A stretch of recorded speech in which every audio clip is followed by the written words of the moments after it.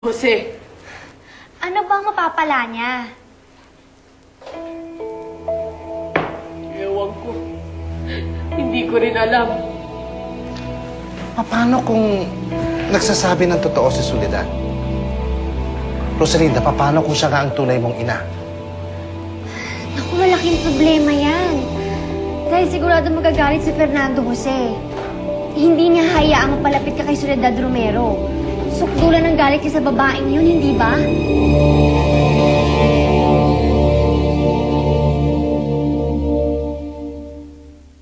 Hahaba talaga ang hair mo.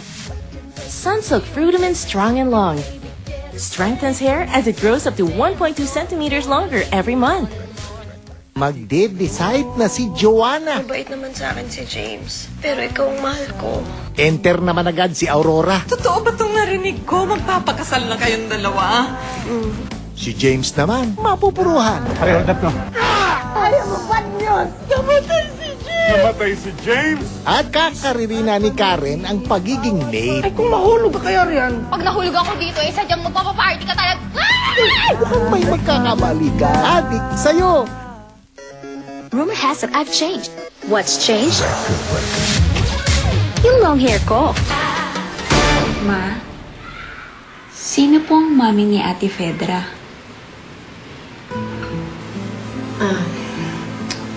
Si Soledad Romero. Dating sekretarya ng daddy mo. Naging sila bago pa man kami magpakasal ng daddy mo. Okay lang po ba kayo, Ma? Oo naman, anak. Don't worry about me. Ako naman ang mahal ng daddy mo eh. Yun ang importante sa akin. Dad? Ay, Ay po. hindi naman nandito kayo.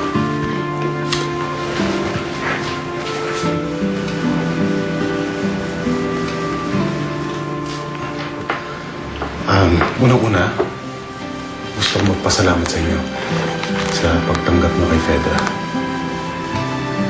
Pero meron pa akong gustong i-discuss sa inyo. Bakit, Alfredo? Ano yun? Gusto sana tumira dito ni Fedra. Para naman daw magkakilala kami. Para na rin mahabol namin ang mga panahon na nawala sa amin. Yun ay kung papayag kayo.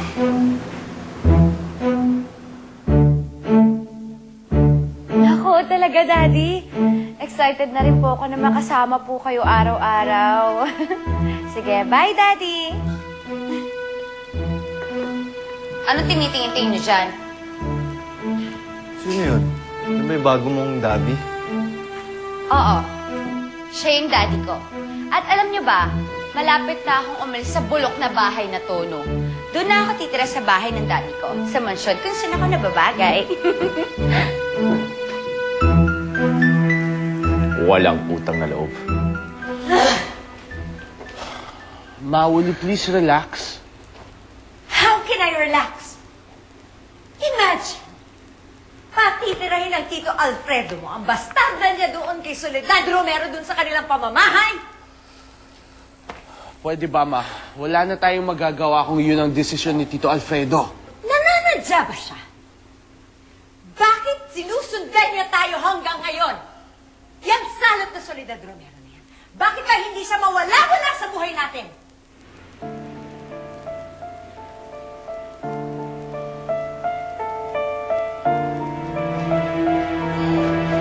Rosalinda, andiyan ka na pala. Kanina pa kita tinatawagan, ah. Nalobat kasi ako eh. Saan ka ba nanggaling, ha? Sino kasama mo?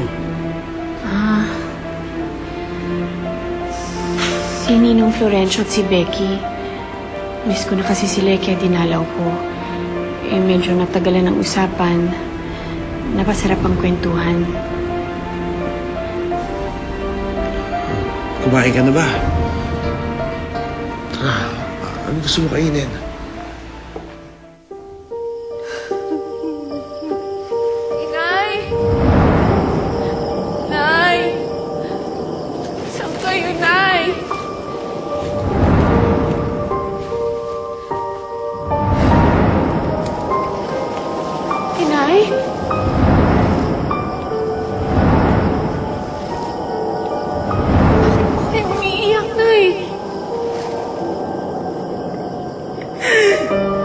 Hindi ba rin ako matahimik dahil alam ka ng mga kasalanan ko?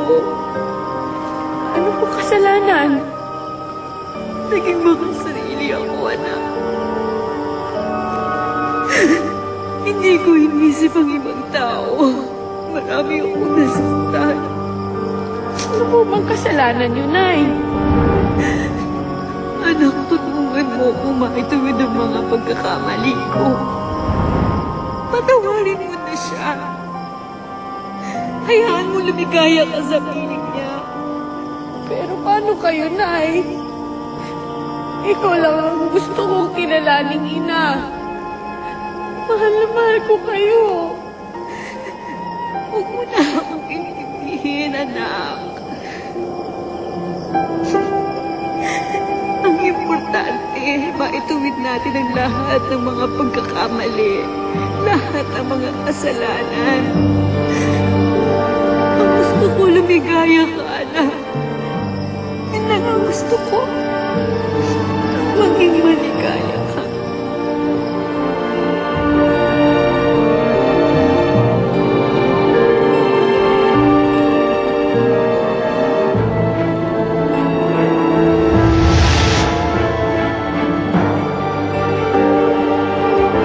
Nay!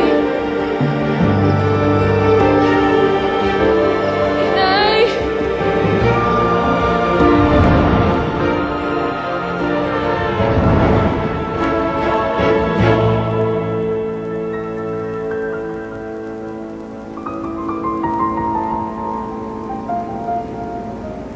Ano kaya ang gustong sabihin ni Inay?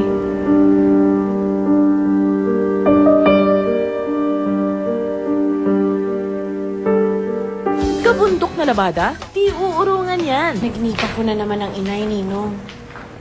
Aba, in fairness sa Nanay Dolores mo, ha? Ang hilig-hilig na kausapin ka sa panaginip mo. Eh, Bis, ano bang sabi? Humihingi siya ng tawad para sa kasalanang nagawa niya. Eh, hindi daw siya matahimik. Ganun? Eh, hindi kaya yung tinutukoy niyang kasalanan yung palabasin kanyang anak niya? Actually, yan din ang iniisip ko. Anong ibig niyo sabihin? Na baka hindi nagsisinungaling si Soledad Romero? Na baka siya talaga ang tunay kong ina? Paano nga, Rosalinda, kung siya nga ang tunay mong ina? Hindi mo mabibigyan ng pagkakataon ng nanay mo na makilala ka ng gusto? At hindi mo rin mabibigyan ng pagkakataon ng sarili mo na magkaroon uli ng isang ina?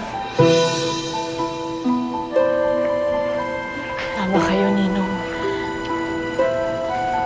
Kakausapin ko ulit siya. Patatawarin ko na siya. Alam mo, tama ka. Tama yung gagawin mo na yan. Kaya mabuti pa, puntahan mo na siya. Go! Dali, go for gold, Beth! Go, go, go! Woo! Yes! Kawawang Rosalinda. Kung alam lang niya na ako ang tunay niyang ina. Ho? Joke, joke, joke! Oh, anong ginagawa mo, Soledad? Aalis ka na? Oo. Wala na rin naman sayo-say na dumito pa ako. Ayaw na rin naman ako patawarin ng anak ko eh. Saan ka pupunta? Ewan ko. Baka sa Bicol. May pinsan naman ako dun eh. Baka doon na lang ako magtago.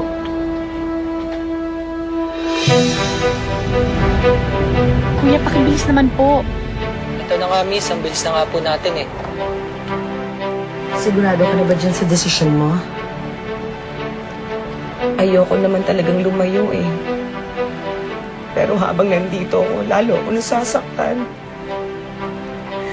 At alam kong hindi na ako mapapatawad pa ni Rosalinda.